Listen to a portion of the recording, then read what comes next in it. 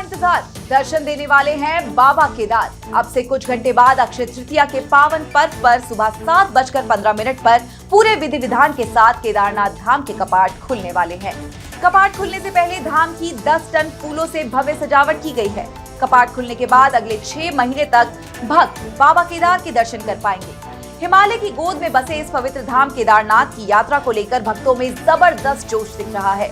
भगवान शिव को समर्पित केदारनाथ मंदिर 12 ज्योतिर्लिंगों में से एक है। केदारनाथ धाम के कपाट खुलने से एक दिन पहले बाबा केदार की पैदल डोली यात्रा धाम पहुंच गई है। 6 मई को उखी मठ से ओंकारेश्वर मंदिर से चली बाबा की उत्सव डोली अपने पड़ावों को पार करते हुए 8 मई को गौरीकुंड पहुंची। 9 मई की सुबह अपने तीसरे और आखिरी पड़ाव गौरीकुंड से डोली आगे बढ़ी और दोपहर को केदारनाथ पहुंच गई।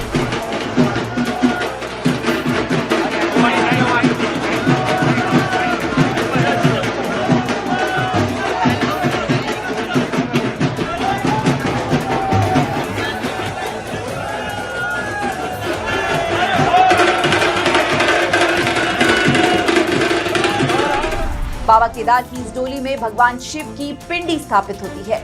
डोली को कंधे पर उठाकर श्रद्धालु पैदल केदारनाथ तक पहुंचते हैं। डोली यात्रा हिंदुओं के लिए बहुत ही पवित्र मानी जाती है। बाबा केदार की डोली केदारनाथ पहुंचने के बाद मंदिर के गर्भगृह में स्थापित कर दी जाती है।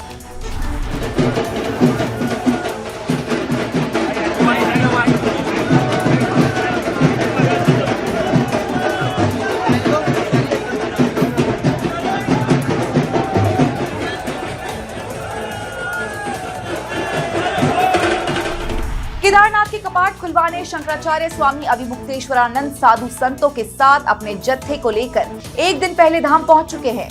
ज्योतिष पीठाधीश्वर भगवान की जय हो, जय हो, धर्म की जय हो। केदारनाथ और बद्रीनाथ धाम के कपाट खुलने के मौके पर ज्योतिष पीठ के शंकराचार्य की उपस्थिति अनिवार्य होती है।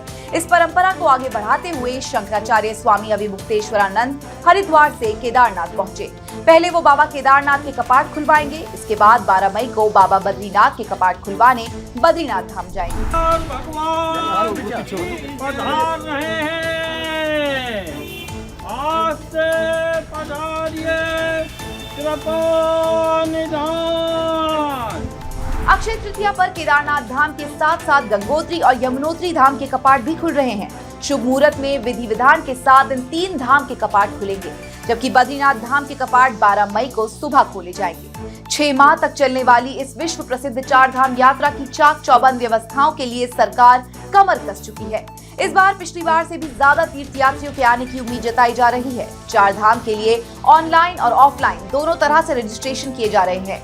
बिना रजिस्ट्रेशन यात्रा की अनुमति नहीं है।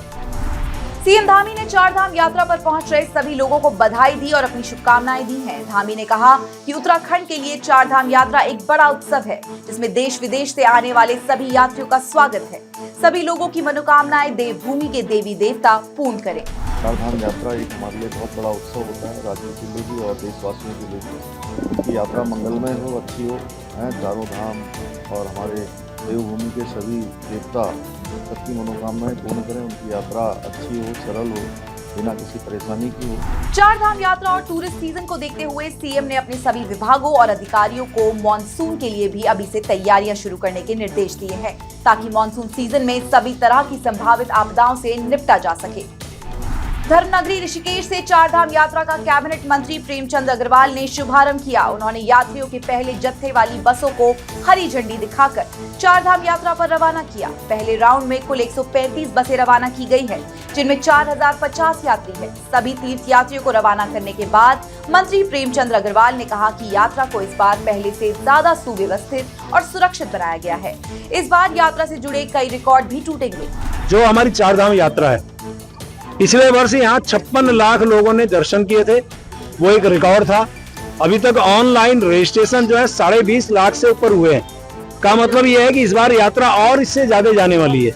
सरकार ने व्यवस्थाएं बहुत मुकम्मल की हैं, अच्छी व्यवस्था करने का हम प्रयास कर रहे हैं और श्रद्धालुओं से भी मैं ये अपील कर रहा हूँ कि यहाँ पे वो हमारे इस व्यवस्था में सहयोग प्रदान करें, साफ सफाई रखें, गंदगी ना करें क्योंकि ये देवभूमि है, यहाँ पे पग पग पर देवी देवता विराजमान रहते हैं। चमोली जिले में बद्रीनाथ हाईवे से लगे कोड़िया मायापुर में पेयजल संकट से जूझ रहे हैं लोग। यहाँ लंबे वक्त से पीने के पानी की किल्लत बनी हुई है।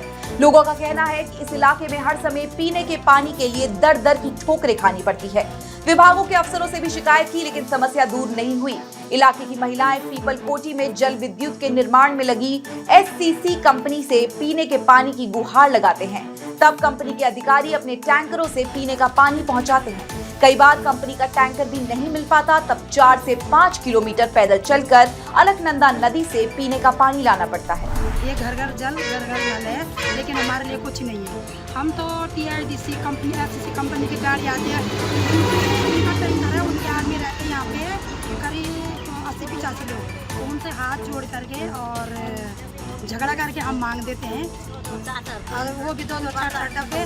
बाई चांस वो लोग कभी नहीं भी चले जाते हैं लोग, तो हमको नदी जाने पड़ता है। वहाँ से 4 घंटा लगते हैं हमको आने में। तो ना तो गाय को मिल रहा पानी पीने को, ना तो इंसानों को कपड़ा धोने तरह दूर की बात है। खुद ही हमें पानी पीने की वो नहीं है, जानवरों को क्या पिलाएंगे हम?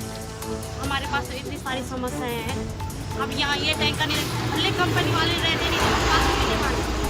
प्रदेश में जगह जगह जलते जंगलों को लेकर सीएम धामी ने फिर अधिकारियों के साथ समीक्षा बैठक की। हल्द्वानी के फॉरेस्ट ट्रेनिंग इंस्टीट्यूट में हुई इस बैठक में वन विभाग के अधिकारियों ने सीएम धामी को स्टेटस रिपोर्ट दी।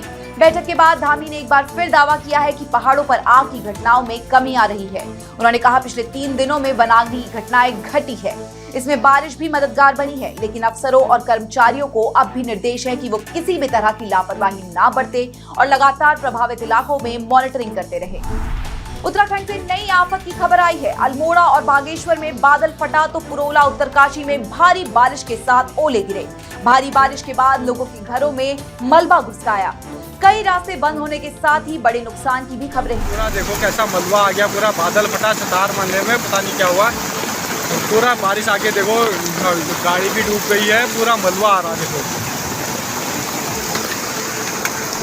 अल्मोड़ा जिले के सोमेश्वर में मूसलाधार बारिश से हालात बिगड़े हैं। तो अल्मोड़ा से बागेश्वर जिले को जोड़ने वाला और अल्मोड़ा से कौसानी जाने वाला हाईवे बंद हो गया है।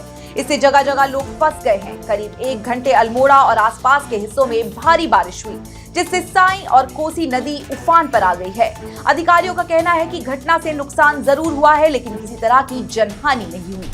उत्तरकाशी के पुरोला क्षेत्र में मूसलाधार बारिश से जिंदगी अस्त व्यस्त हो गई है। देर रात से हुई लगातार बारिश से नदी और नाले उफान पर आ गए हैं।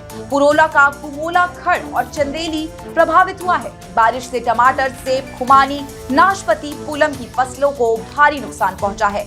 नदी और नालों में उफान से चंदेली के पास वाहनों की आवाजाही भी रुक गई है। मौसम विभाग ने 13 मई तक उत्तराखंड में अलग अलग इलाकों में बारिश का अलर्ट जारी किया है।